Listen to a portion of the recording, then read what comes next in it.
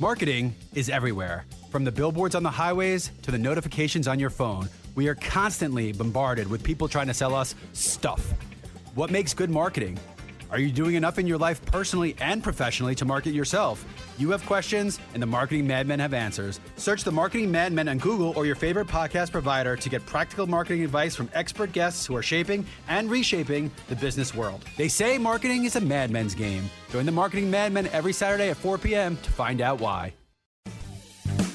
With a 20-year career in marketing and radio, you better believe that I've been reached out to by thousands of community organizations and charities looking to partner and or for money. The Warrior Alliance just happens to be one community organization that I will proudly support. And today, we talk with their founder, Scott Johnson, on how they give back to the veteran communities and how marketers can better partner with these community organizations. All that and more on today's episode of the Marketing Madmen.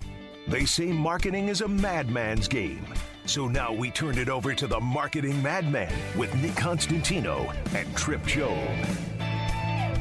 Happy Saturday and welcome to the Marketing Madmen. Nick Constantino here live from the Battery. And we got a sweet mate with us. We got a guest who also resides in the Battery and also a guest who's going to be starting a show on this very station.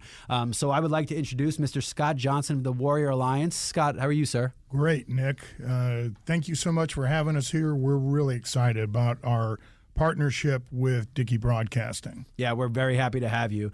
We also brought along Ed Kennedy, our national sales director, a sales guy, a manager, our affiliate director, a jack of all trades here at Dickey Broadcasting Company, and also the proud father of a West Point student. So we got an Army guy in here. So Ed, how you doing, bud? I'm doing great, Nick. Thank you for having me on the show as well. Pleasure to have you.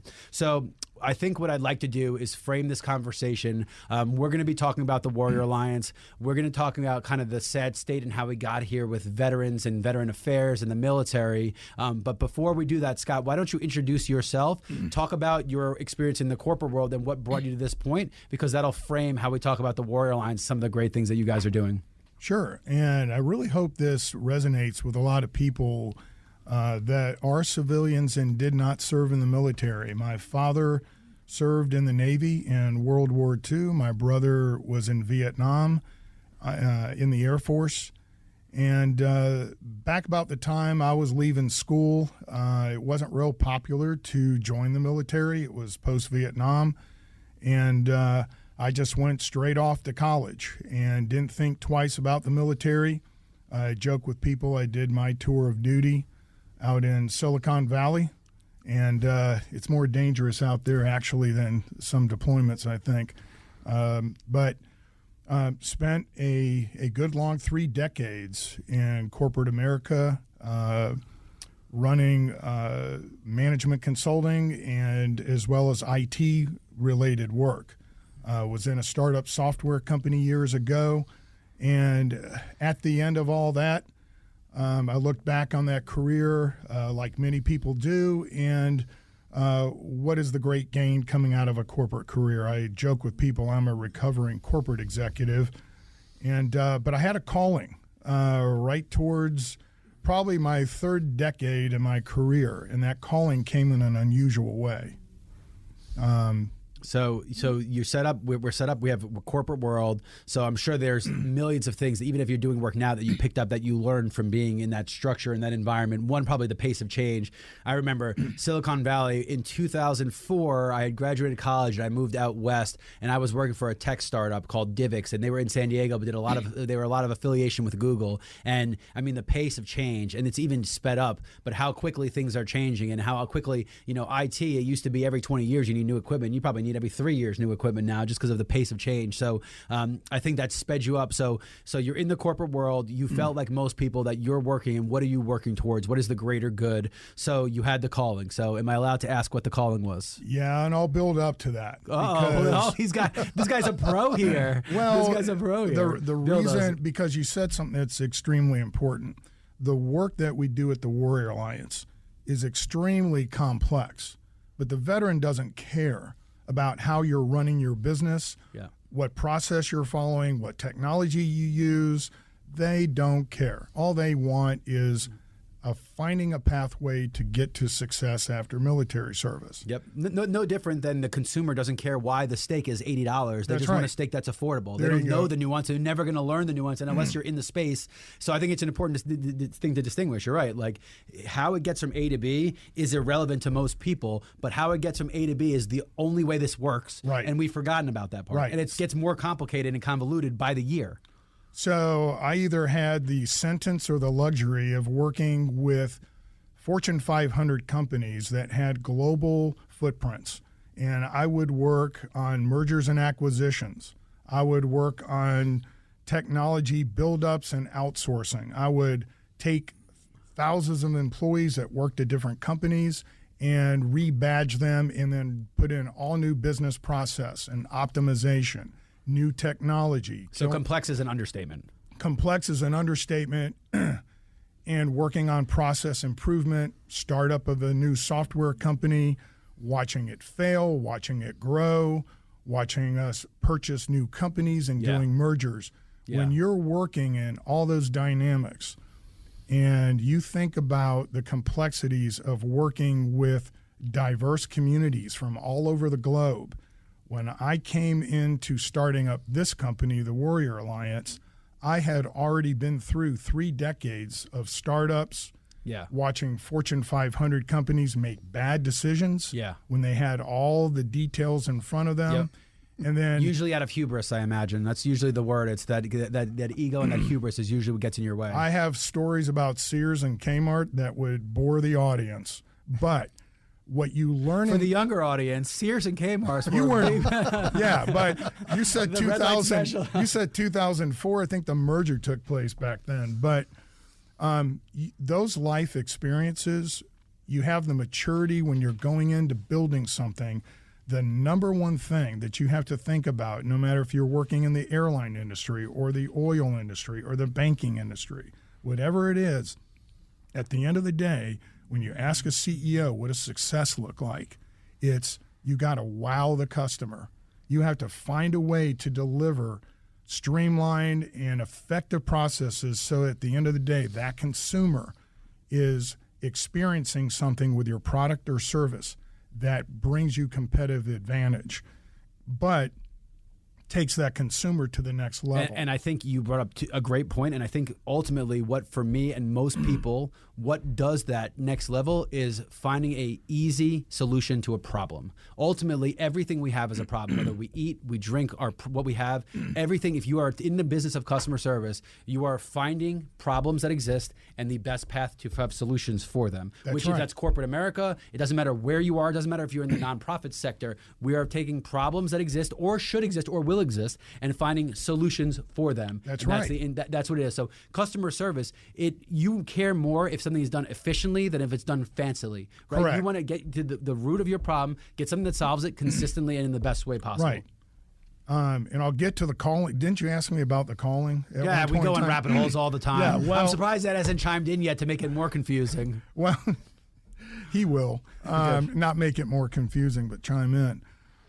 But to that point, when I was asked to start the Warrior Alliance, and then I'll get back to how I got to that point, but when I was asked to look at this, the continuum of care of a veteran, when people look at a veteran and you see them on TV and all the commercials or you hear the media, there's been a brainwashing of the civilian population as to, when I think of a veteran, I think of homelessness, I think of post-traumatic stress, I think of people I have to worry about, or they're always looking for a handout.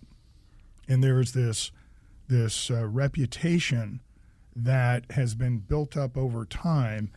And then I look at, so that's an issue because it's just the opposite. Yeah. Veterans are actually the ones looking out in your neighborhood when you're on vacation. Yeah. They're watching the cars in the neighborhood to see who's coming near your home that shouldn't be there.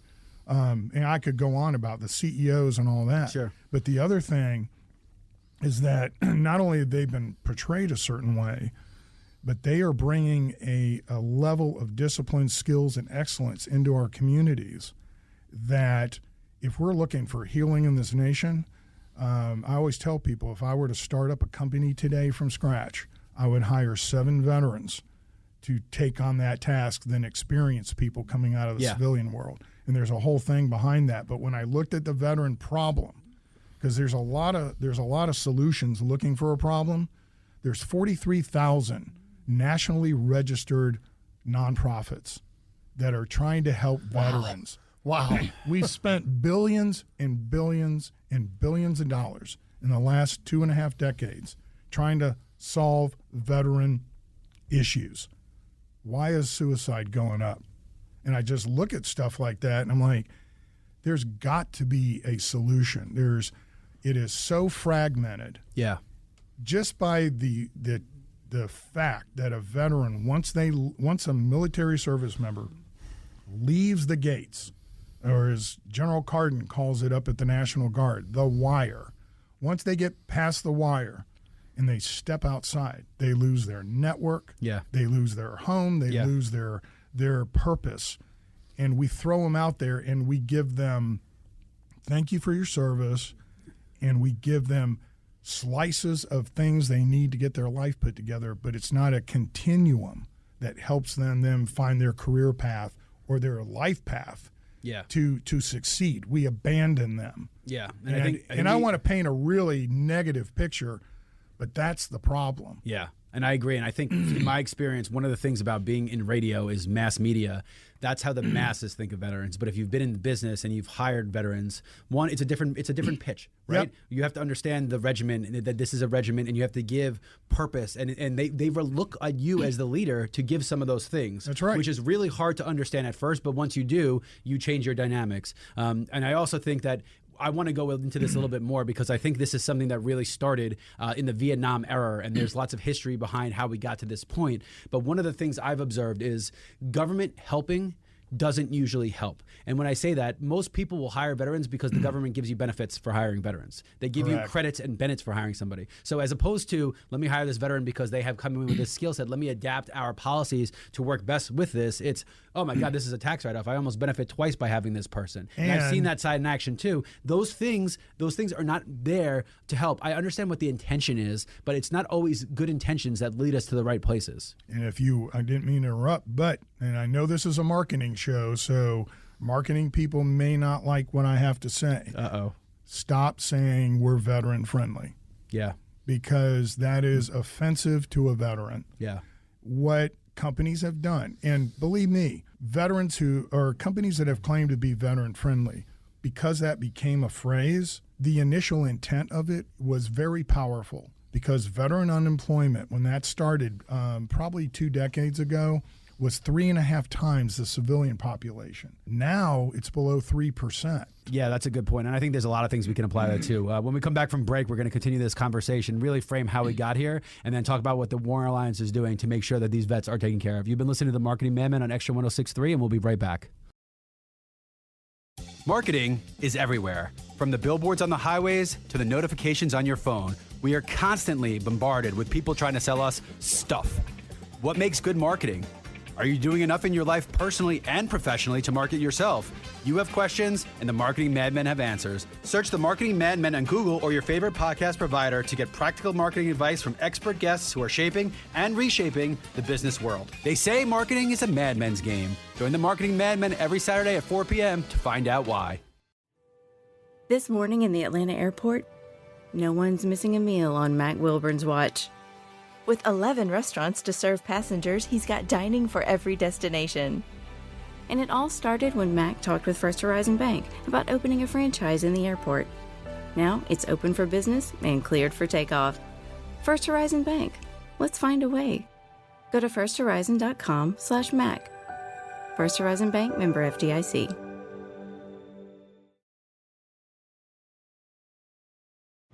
Now back to the Marketing Madmen on Extra 106.3 FM. Welcome back to the Marketing Madman on Extra 106.3. We have Scott Johnson of the Warrior Alliance, Ed Kennedy from 6A The Fan, Dickey Broadcasting, Braves Radio Network. So, Scott, we've set this audience up. They're eagerly anticipating the aha moment. So why don't you walk us through the aha moment, and then we can again dig a little deeper into how we got here and what the path forward is. Can you have more than one aha moment? You can have as many as you want. All brother. right. Well, it's kind of a convoluted story, but I'll synthesize it as much as I can. Got into the sport of triathlon, was up training at Lake Lanier one day, and I met this double amputee, was not a veteran, got inspired because he was going to be the first to do the Hawaiian Ironman. Long story short, helped him get to Hawaii, helped him complete the event. He became the first in 2007 to do that event in 17 hours and 42 minutes. Don't ask me about that experience.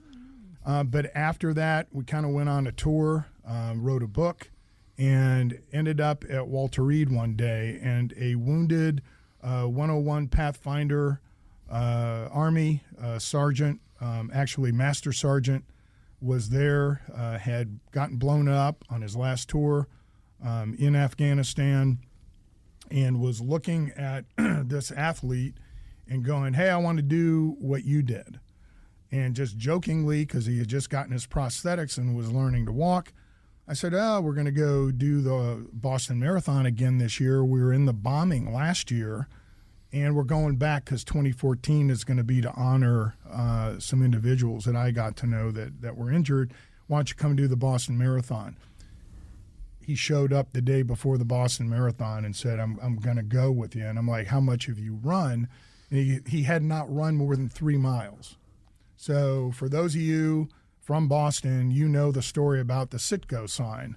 So I told him, let's run a mile together, and we're going to stop at mile 1, and then my photographer's going to drive us down to the sit-go sign, which is about a mile from the finish line. Yeah. And dude, mile by mile, he just kept stopping and go, let's go one more. Let's go one more. And he said that like 16 times.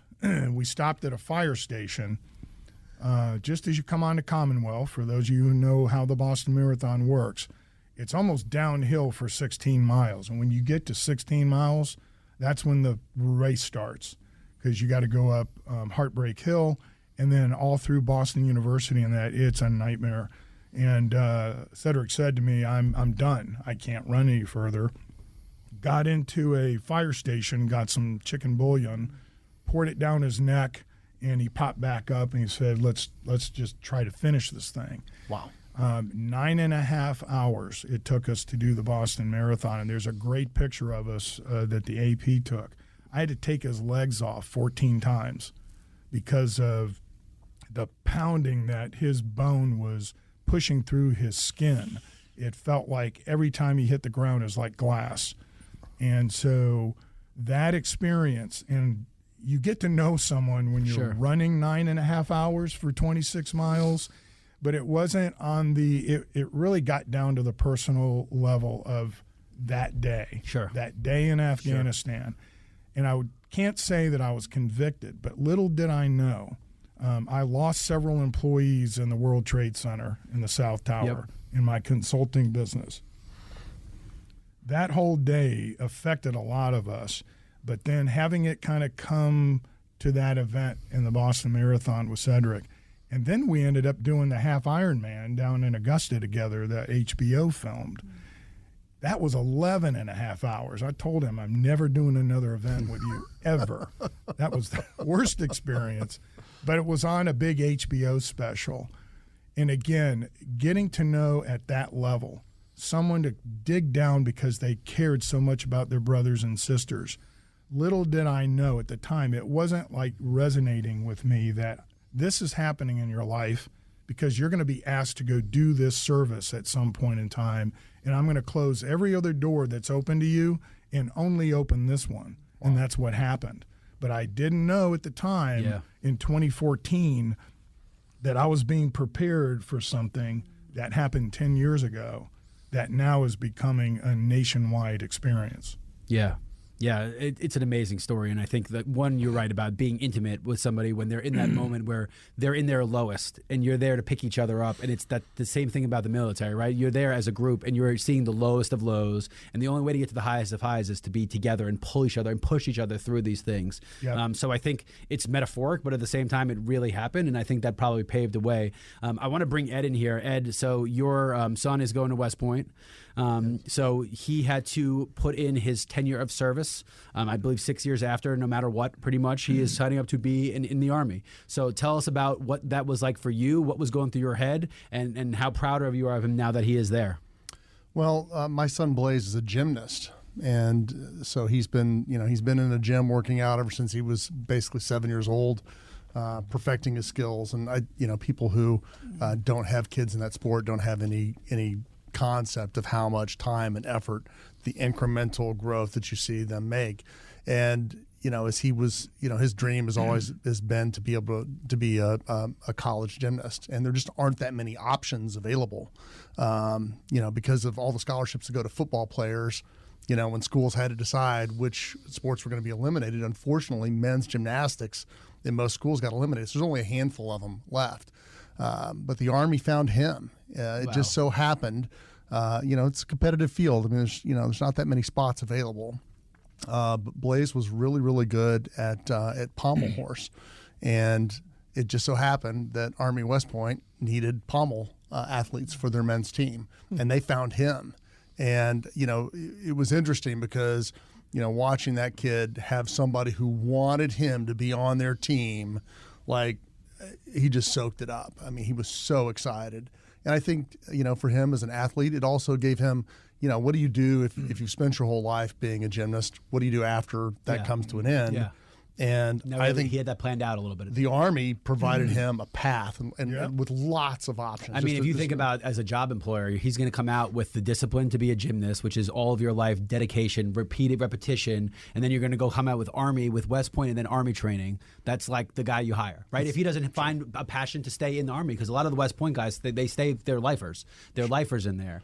Sure. I had a best friend growing up who, unfortunately, his brother passed while he was at Army, car accident, died, and my buddy was the biggest clown on earth, similar to me. We were just complete clowns together, and he gave up his entire life to preserve his brother's legacy, so he went to West Point. Oh, wow. Changed overnight. A kid, if you had asked me, I thought he would have been a stand-up comedian. He now is the CEO of a tech company out of Charlotte because of West Point did to transform his life. So it's very real. I got to go up there a lot when I was in New York. We would go up to a game a year, and believe it or not, I just this past week I played golf with Jeff Munkin, who is the coach of Army, and even the football coach, the interaction with him, the integrity that he carries himself with, and the way that you see it is a reflection of that institution. And they actually just extended him.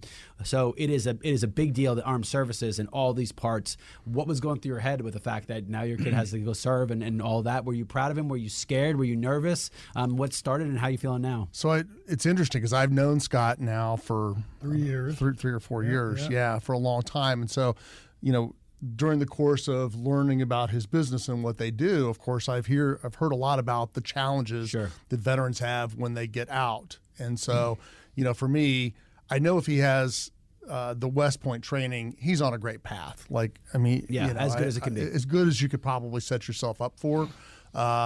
But, I was concerned about what his service will end up looking like. Is he going to get deployed? Will he be in a danger zone? And it's impossible to predict. It's impossible to predict those things. We don't know the state of war, the cyclicality of it all, what his specialty is. It's impossible to know. So as a parent, super proud. I did not serve myself. I did consider serving. My father was a graduate from Texas A&M. He was in the Corps there. A bunch of my family has been in the Army, but you've moved a lot. You've followed that path of like the Army kid that moves a lot, so you've seen a lot of it. Sure, but but I didn't end up serving for various reasons, and so I'm super proud of him. I'm really, really proud that he took that path. But I'm concerned. I worried. I worry about what will happen when the day comes that path ends for him and he comes back out. And I think it helps us frame this. So, Scott, here's my question for you. Yep. And I don't want to, we just don't have time to go through the nuance, but my understanding was at the end of World War I and World War II, especially World War II, that these soldiers came back as global superstar heroes, that they were building houses for them. In fact, my grandmother in Queens lives in a house that they built just little houses for all the military people coming back. They just gave them houses. That's how well taken care of they were. So I understand cyclicality. I've also just read recently all about the 60s and 70s and the anti-government sentiment and the rebellious generation that started this whole path of politics that we are today. But what happened? How did we get to the point? I know Vietnam was unpopular. I get all that stuff. But how did we get to the point where these people were returning heroes and then a mere 2 decades later, they're coming back and they are looked at as pariahs and so misunderstood? What got us there? And then how has it progressed to now? And how do we get into this situation? I don't know if I have the exact answer for it. I'll give you a theory is everything is generational, right? And once it started down the path of the DNA got set post-Vietnam that these individuals were coming back wounded and not being taken care of, the VA system that was set up for World War II could no longer handle the dynamics of the soldier, the Marine, the corpsman coming back from Vietnam. So many programs that are here today were non-existent, and people had to fight their way or not disclose that they were in the military. So I think the die got cast in the 80s, and we were in a period of non-big war during the 80s. And so people just kind of melted into their communities, and it wasn't a real big push. Here comes Desert Shield, Desert Storm, very quick, war in the Middle East that a lot of people were there that came out, and they were taken care of, but the lion's share of that reputation or that mindset of the media towards people that served in the military was still all the issues of that generation that was now turning 50 years old, 60 years old, of Vietnam veterans. The age where it's even harder to succeed. Right. You come back, at least you're able-bodied. Your 50s, 60s, a lot of that PTSD is catching up with you. A lot of those physical ailments have caught up with you. It's even harder to be part of the workforce at that age. Right. And the dynamic that was happening for the veteran at that time was you had to fight like crazy to convince the government that your illness was connected to your military service. Now, mental health was a different world back then also. So we didn't have the science behind it. We didn't even connect the mental health to the body health and the physical health. So we were playing in a different ballgame science-wise. I think a lot of these things now are starting to come to the forefront, which I hope, Ed, by the time that Blaze is in the position where he is a veteran, some of the progress now and how we're looking at mental health differently and how we're seeing that lays the foundation for people to understand the stress and trauma. Because you have young kids, I hate to say it, that are whining and bitching about going to work is traumatic. Yeah, what about being in a freaking ditch with somebody with gunfire being at you? You see what real trauma is. Sure. So I'm hoping that a lot of that groundwork is made now, besides what the government does, public sentiment. And I think we're always in cycles. And I think if you look at a cycle trend, you're coming to start to see the upswing, which is a good thing. But so Scott, we're screwed up. I think we can wholeheartedly say that the groundwork has been laid for this to be pretty screwed up. You said there's 43,000 institutions that are trying to help. Talk about how the Warrior Alliance is different. Talk about what you guys do, how you approach this, and then let's talk about how you get that message out to the masses, because the work you're doing should be shared with people. But if it is just passed along as we're warrior friendly type thing, it's not going to have the impact that it deserves to. Well, interesting. The problem that started to permeate over the 90s began to rear itself in the 2000s, right? Post 9/11. All of a sudden, 30% of the combat force is coming back, missing limbs. Suicide is beginning to take its toll. There's more people dying after they serve than when they served. And all of a sudden, post-traumatic stress becomes a buzzword that then becomes science. The barrier had been built. When we just take one step back, the problem is the institution of government built a barrier that said you cannot help a service member until they've left the military, meaning community, public sector versus private sector, we were forbidden, we being those 43,000 organizations that are here to bring people into our communities, were told by the DOD, you cannot talk to service members or help service members before they leave the military. And so the wall had been built that we take care of them. We help them transition through the TAPS program, which you military people all have your opinion of TAPS, and none of it's positive. Yeah. That was enough.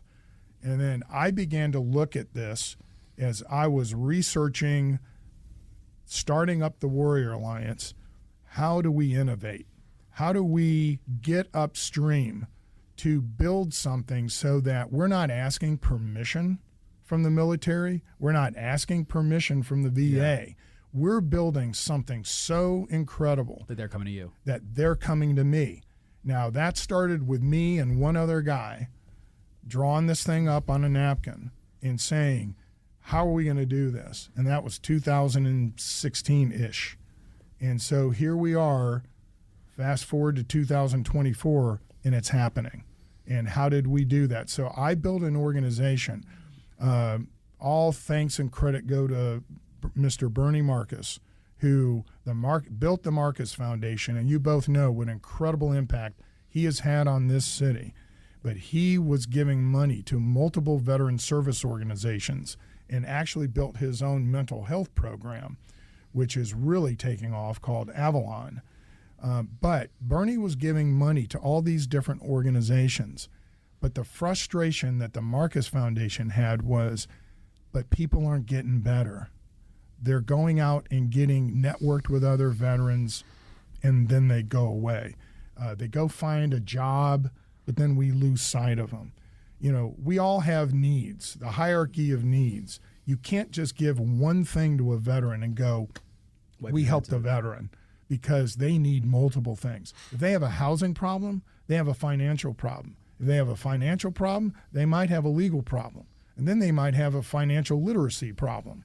And then they may have other issues. It's all a ripple effect. So and it is exponential too. Once one thing comes, it starts tending to go upward, and they happen more and more and more. If you don't catch it in the early phase of it, that effect is starting to go up, and the steepness of which it goes up speeds up very quickly, which is very scary. And what you just said, people say, what causes veteran suicide?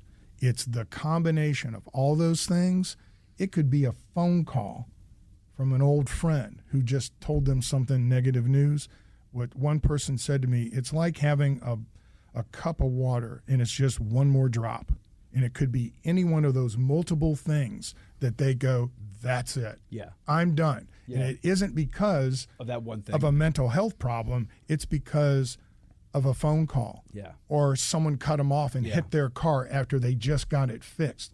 It's that last drop of water. Straw that broke the camel's back. Right, and that's because the underlying issues are complex and they have to be supported through a continuum of care. Bernie came to our organization, not him personally, but his people, and they had gotten to know me from a workforce development program I had built. They said, would you consider standing this thing up and connecting this ecosystem of providers that we're already supporting into a connected network so that a automatic, innovative referral system could be built so that if Nick comes to a recreation thing and starts sharing his story, that person go, oh, well, I'm just going to have you call the Warrior Alliance. They're connected to everybody else because there was no way to track them, emails, phone calls, who would call back, who wouldn't, and know who was a good qualified service provider to help that person. So bringing and streamlining, connecting, tracking, case managing, all of that was on a napkin and say, we can build the Warrior Alliance that connects all these service providers.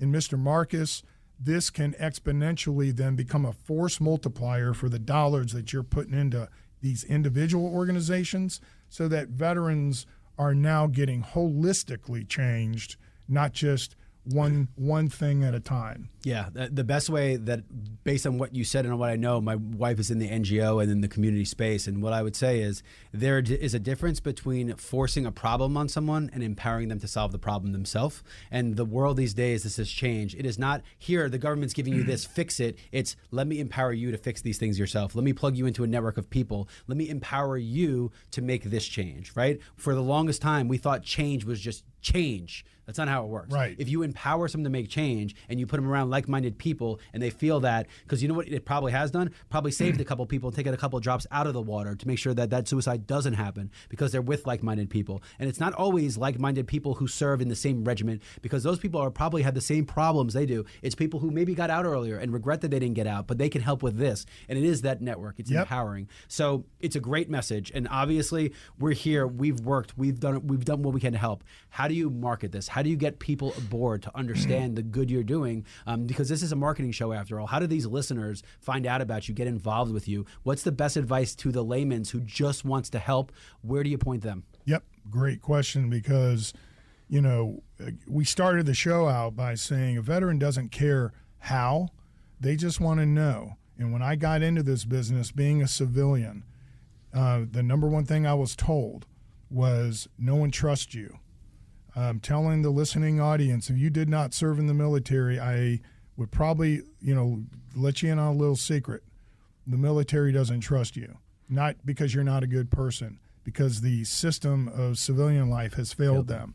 When they call someone to get help and no one calls them back, or when they're told their military skills prepare them for an incredible jobs in the marketplace. It's a marketing shtick. It's a commercial of the future. Yeah, and they're told to put their resume online, someone will call you, and they don't hear back. False hope is worse than no hope. Yeah. And that's how we've conditioned them. So help by it's marketing, right? It's building awareness. We're about ready to do our third annual Veteran Impact Awards and Gala here in the next few weeks here in May. I'm telling people, everyone calls us. We want to volunteer. We want to help veterans. The best thing that you can do is learn about the Warrior Alliance on our website, thewarrioralliance.org, thewarrioralliance.org. Don't forget the THE or it won't find it. thewarrioralliance.org. Get an understanding of the services that are out there and the 40 providers that we're connected into. Find 3 veterans, and instead of saying thank you for your service, tell them to go on our website, and if they don't need help, find somebody that does that they served with, because that's where you make the difference. Yeah.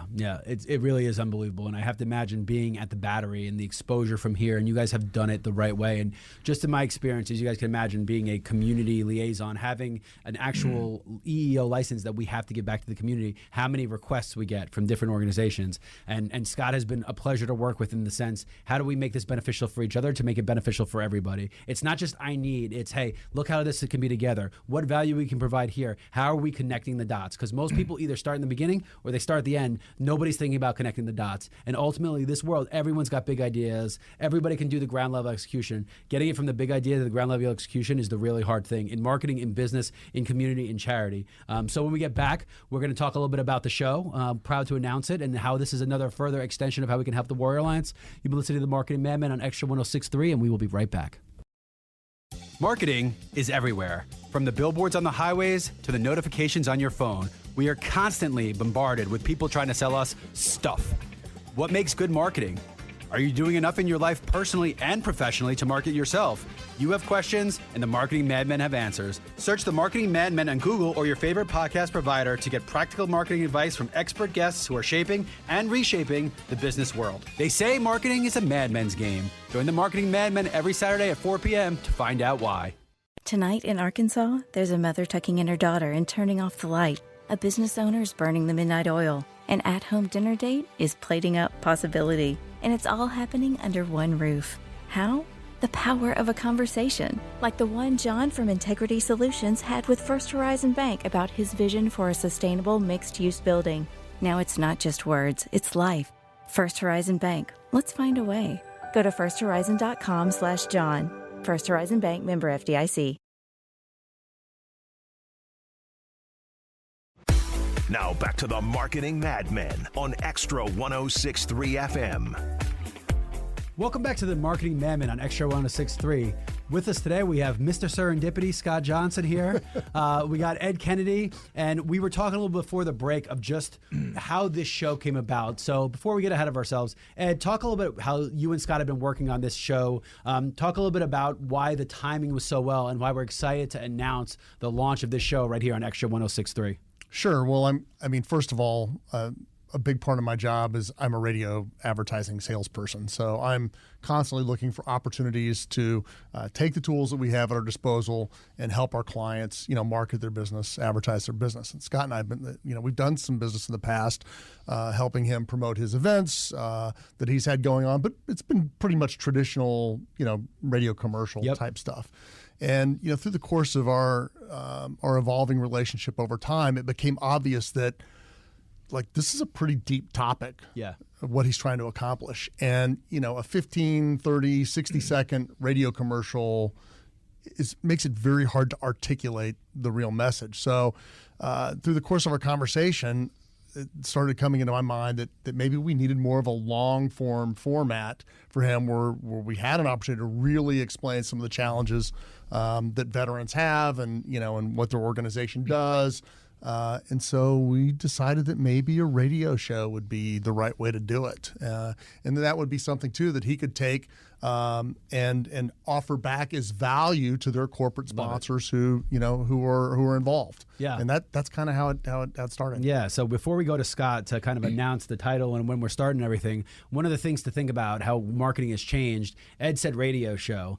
The goal is not to make a radio show. The goal is to make a radio show, a podcast, a video cast, short form audio, short form radio, to make something that can go out. As good as the radio is for discovery, the method of the radio reaching people is limited. So now it's a podcast that will go. Now people will fall on it. Now it's set for SEO, so people searching for it will find it based on keywords. One of the most amazing things in the world is it's expanded so far that you could think just because we're in Atlanta, we're reaching Atlanta, you could reach someone in another part of the world that has, It is amazing how far. So the radio show is what forces Scott to get his butt up here and put 45 minutes of content down. But what it really is a content play where you're organizing yourself to one medium with a plan on going multiple places. This will become a radio show, a podcast, a long-form video, short-form video. It will be all these things because everyone wants to consume differently. We can't assume that a Vietnam vet that's pushing up on the latter part of his life is going to speak the same language as a 19-year-old thinking of joining the military. So one of the things about radio and one of the things that has been unfortunately promoted the wrong way is radio is the start of it. Radio is the discovery mechanism because there's still thousands of hundreds of millions of people every day that are turning on their radio station, right? No one turns on Spotify and says, play something random. They're hearing what they want to hear. Radio is one of the few mechanisms that's left for this discovery mechanism. So I just wanted to elaborate that while radio show, I'm excited, and I think the part that I'm here most excited to help with my time is how do we expand this to make sure it's getting in the right people's thing. And luckily with my experience with this show and what I've learned of how to do it, there's always best practices that can always be translated to other fields. Marketing, charity, what we're talking about, these things are very similar things, right? We're talking about how to reach people with the message the right way. So, Scott, with that being said, talk a little bit about the show, when we're launching, what we're titling it, what you hope to get out of it, and what listeners can expect from when they listen. Yep. Well, first of all, we're very appreciative of the Atlanta Braves organization, the Atlanta Braves Foundation, because they came at us just at the right time. We were looking for a new place to build upon, and you called me Mr. Serendipity because I'm not smart enough to call the Braves and ask them to help me move into the Battery. They were looking for impact in the veteran space. And if you had asked them, I bet you they would have said no. It doesn't work that way. It never works that way. It never works that way. They saw the good work we were doing. And they had come, Danielle Bedesi, who runs the foundation, who's quite an innovator. She was like, we have some funding coming in, and we'd like to move you into the Battery.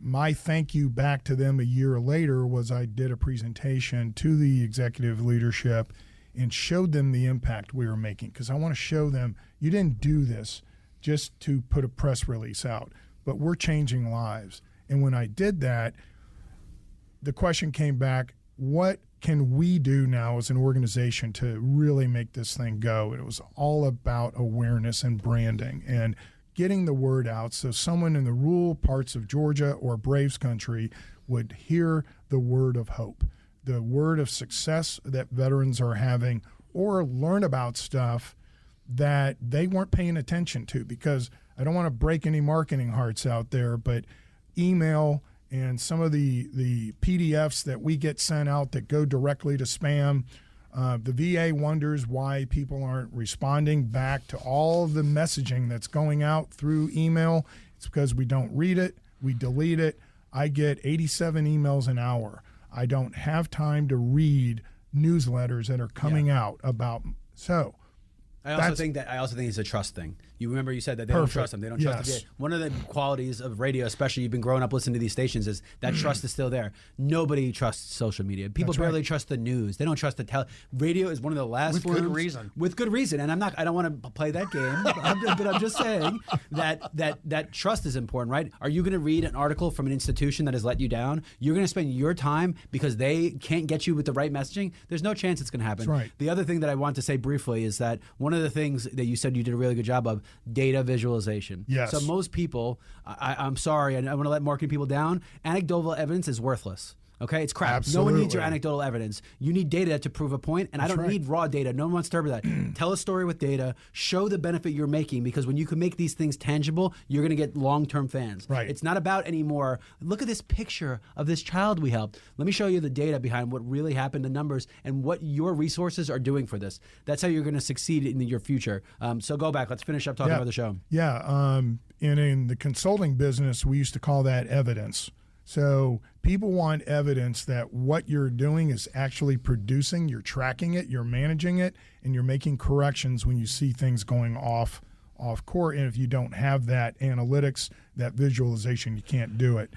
So the thing that really began to get in my craw is there's 700,000+ veterans in the state of Georgia. And I bet you we don't even touch 1% of them or 0.5% of them. Yeah, that's also exciting. You coming from the corporate world. That's called opportunity That's with a big O. And the only way to get there was marketing, but it wasn't going to happen through newsletters and email. We had to get the words out to the people so that they could hear from people they trusted. That's the empowerment, right? That's the empowerment. So the vision, and unfortunately I took Ed along for the ride.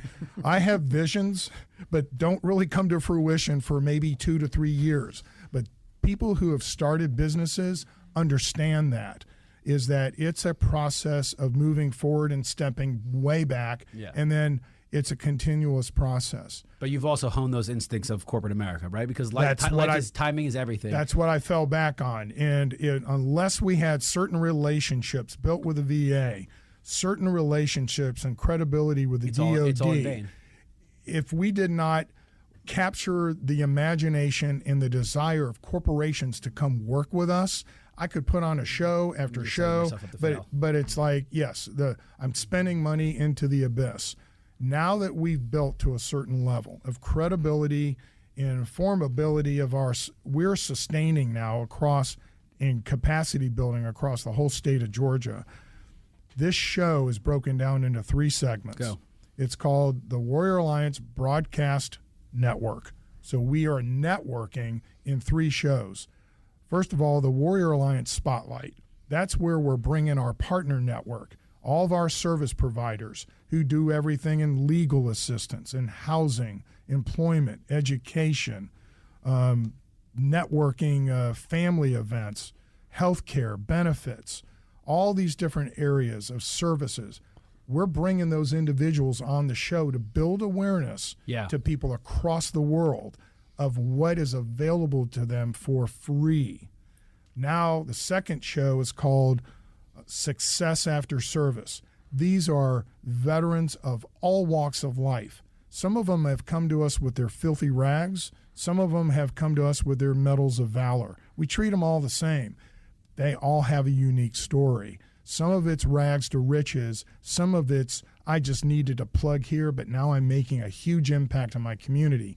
We're bringing all kinds of diversity and different thoughts and avenues, because veterans, there's no single path to success. It is your own path that you have to structure. We're building that content so you can align yourself with somebody's story. We're actually letting Marines on the show with Army people and Navy. So you talk about diversity. But then the last part of the show is called Front and Center. That's where corporations are coming in. There's things in corporations, not things. They're groups, and there are groups called employee resource groups, and there's business resource groups. These are veterans that have come into corporate America and have built organizations to support veterans coming on so they can help onboard them, train them, be peer group support, and help them with their career path. So we're bringing our corporate partners on the show. So veterans coming out, they think if you go to work at the Orange Apron Company that you're going to be working at the hardware store. But there's a million jobs in that company that have nothing to do with working retail, right? Working with the Atlanta Braves. There's hundreds of jobs that have nothing to do with baseball, right? And so every company has that.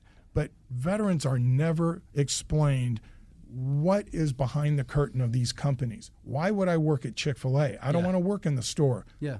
They have corporate, they have their own transportation. So we're bringing that to the third segment so that veterans can hear about all the career pathways that are available to them. And not only that, how to actually connect with those companies through the Warrior Alliance. That's it. And my favorite part of what you just said, most times you're telling people to put their money where their mouth is. In this case, you're telling people to put their mouth where their money is, right? These companies are throwing money at these things left and right. But how much are they really engaging and showing the opportunities that exist, right? Giving $10,000 to an organization is nowhere near as good as placing 15 veterans within your organization because you've empowered them to find those pathways forward. Right. And I think we have to get better as a group at it. So Ed, why don't you close us out? Tell us when the show will be running, when people can listen, and then we'll rock and roll from there. Saturdays at 1, Ed. I'm trying to remember. Saturdays at 1 o'clock. Starting June 1st, or we starting when we starting? We're starting on June 1st. Beautiful. That's exactly right. That's perfect. So this will be airing the weekend before, and we'll be ready to go. And then we will be building a content library that will be available to people. So if they miss the show, they'll be able to go back and re-listen to it. Yeah. I love it. Well, gentlemen, thank you very much.